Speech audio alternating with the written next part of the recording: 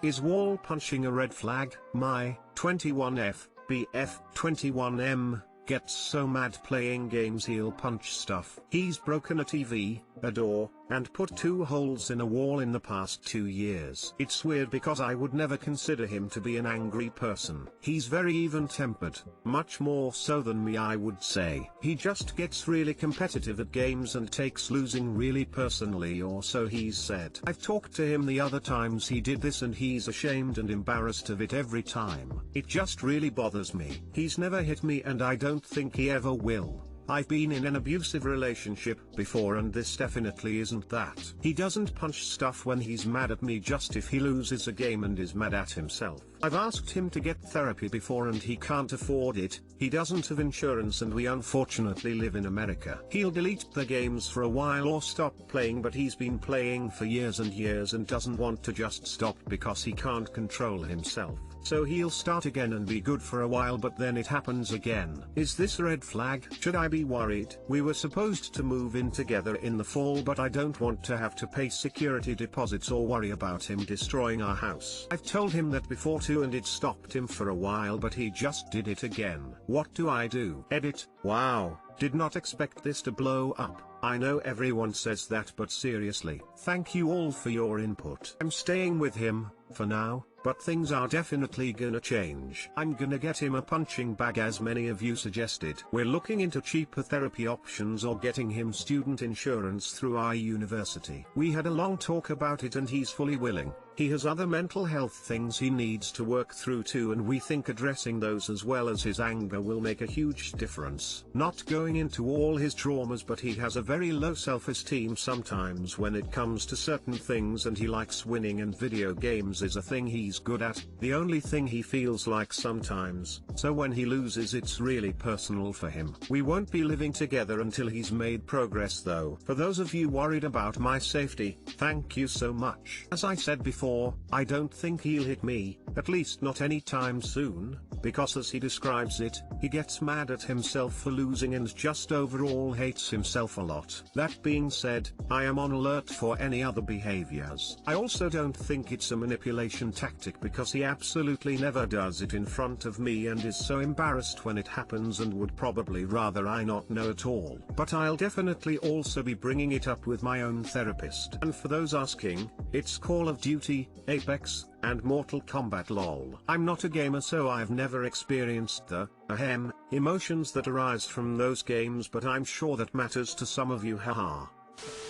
I'm a recovering angry person, and yes, he's got anger management problems. Today, a video game, tomorrow a road rage incident possibly involving serious harm. I know the cost is high without insurance, but would family and friends take up a collection for it? Call around and ask some of the therapists what the cash price is. You'll find it's not that bad. I use the Talkspace app and it isn't too bad as far as pricing. A good place to start is to get some books on the subject. He needs to learn the difference between reacting and responding to things that make him angry. Reacting is that sudden tantrum type behavior he's exhibiting, and responding would be taking a pause and trying to understand what happened and figure out a solution. Tantrums aren't solutions, and without solutions, the problem never goes away.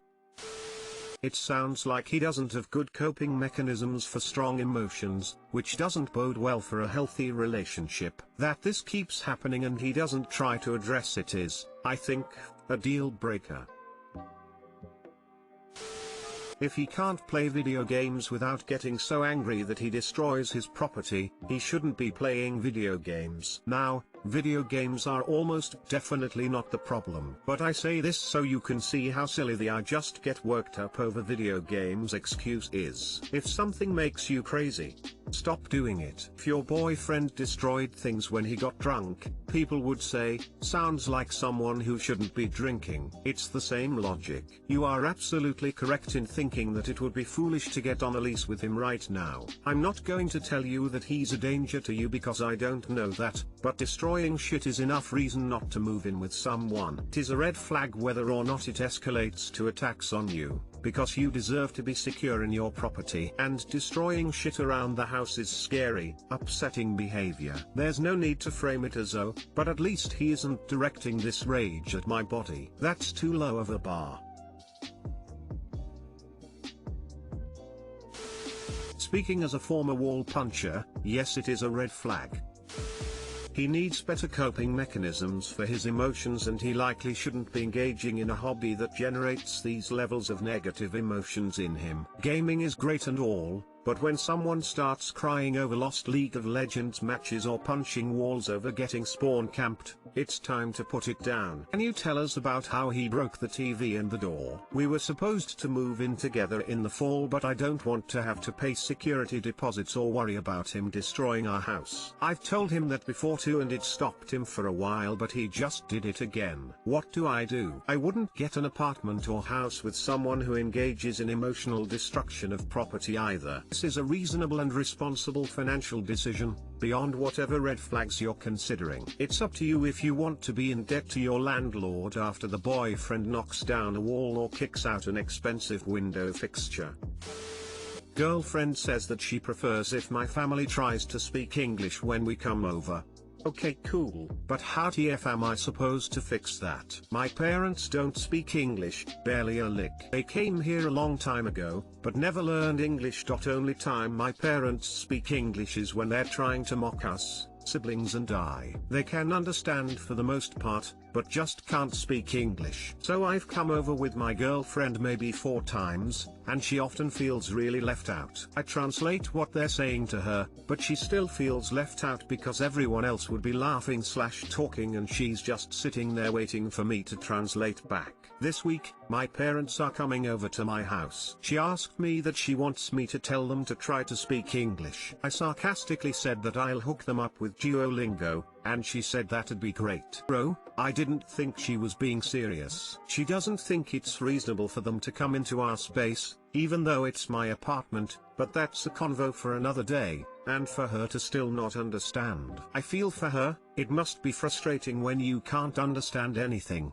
But how the hell am I supposed to get her to understand my parents? Even if my parents did speak English, she still would not understand them because they don't speak the language, so they don't form sentences well. I can't even understand them when they speak English. Because we are all about helpfulness here, this one goes out to you/status_target 5679. My parents have been in the US for 23 years. No, they still don't speak English well. Yes, I'm aware they should speak English. No, I'm not mad at my girlfriend for asking. I'm just confused on what she wants me to do. I'm a native English speaker and my wife is Japanese. She is the only one in her family that speaks English. When I first met her parents, it was incredibly awkward. There was a massive cultural and language barrier there. For English speakers, learning Japanese is one of the hardest possible languages to learn. I have no idea how my wife did it. She is a brilliant woman. My Japanese is still May. Thankfully my in-laws have been accommodating to me. They dumb down their Japanese and speak slower and more clearly for me to understand. From time to time they even attempt to speak in very broken English for my sake. That being said, if she is truly bothered by it, then she needs to buckle down and study. Talk about getting massive brownie points from your parents too. If I read that X needs to make more of an effort to learn X, I'm gonna implode. Do people think that Op has any control over who in his life learns more of another language? Only thing you can do is decide if the relationship is worth it, cause it will never be easy. My advice, have a conversation with your GF about how she feels. Sometimes it just helps to know that your partner understands that it is hard on you. Hopefully she can understand that just like you can't demand she learn Japanese, you can't demand they learn English. Also maybe make clear what their true capabilities are. He may genuinely not know how little English speaking ability they have because their understanding is good. I'd also consider having a chat with your parents. Just check in, see if they ever feel uncomfortable about not being able to easily communicate with her. My husband's family had horrible guilt about this, making it even more of an obstacle. One thing that helped me was that my grandparents-in-law just gave up on my husband's translations and tried to speak very slowly for me. Of course, I still didn't understand and had to get a phone out. There's a verbal translation option on Google Translate, or wait for someone to help. What that did though, was show me that my husband's family wanted to communicate with me. That helped me to feel included. Something I did was manage to find a joke, one word, that got a laugh out of them. Again, it was me communicating directly to them, making them see that I wanted to communicate with them. It literally took me almost 10 years to get a few members of my husband's family to try and speak with me. A lot of them had a little bit of English but didn't feel confident enough to speak. Once everyone understood that I was not going to ridicule them or impose English classes, they came around to using what English they had. Hopefully this helps. Good luck.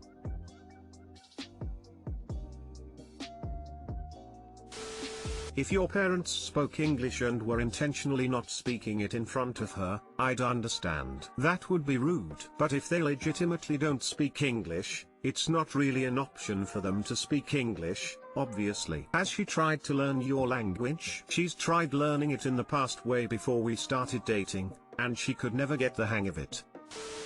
I understand how she feels. My ex's family spoke a foreign language and I constantly felt left out and uncomfortable. Everyone is laughing and having a grand time while I sit staring blankly. It put me in a bad mood, and when he'd translate I'd have a mundane response or try to fake something. It's really an awful thing to experience. But it's quite unreasonable for them to start learning English like that. You can't expect either party to learn the other language if they don't want. At the least, tell her how it makes you feel when she's like that around your family. Have a good discussion and hear each other out, cause she clearly isn't having it. If she wants them to speak English, she should try harder at learning some basic phrases in your language. Even then she'll feel left out. My ex didn't like when I didn't look happy or laugh when he'd translate something funny that was said, cause I just didn't get the context. Even if he told me, I was just like, oh, okay. If this prolongs, it's possible she'll start thinking you should find someone else who speaks the same language. There's no way she'll feel any connection to your family, like she's just another person there but invisible. Tough situation. As they understand English, the compromise here is that you should speak more English yourself when talking generally/broadly when your GF is listening, i.e., when not talking directly to one of your parents, and then they can answer you in their language, and if appropriate you can translate for your GF. This always worked with my wife and her parents in group settings. Of course it's unreasonable to ask them to speak English, but not to want English spoken more in conversations, and you are the only one with the tools to help facilitate the situation better.